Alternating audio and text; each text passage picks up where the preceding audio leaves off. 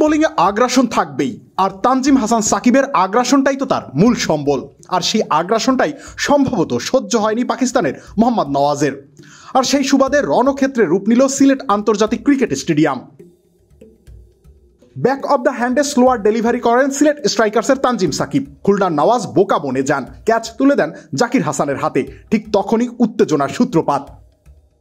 আগের ওভারের শেষ বলেই নওয়াজের 4 মারাটা পছন্দ হয়নি তানজিম সাকিবের। তার উপর বোলিং শুরুর আগেও বাউন্ডারি লাইনের বাইরে রাকিম কর্নওয়ালের হাঁটাহাঁটি পছন্দ হয়নি নওয়াজের। তাই তো বোলিং লাইন আপ শুরু করার পরও থেমে যেতে হয় তানজিম সাকিবকে।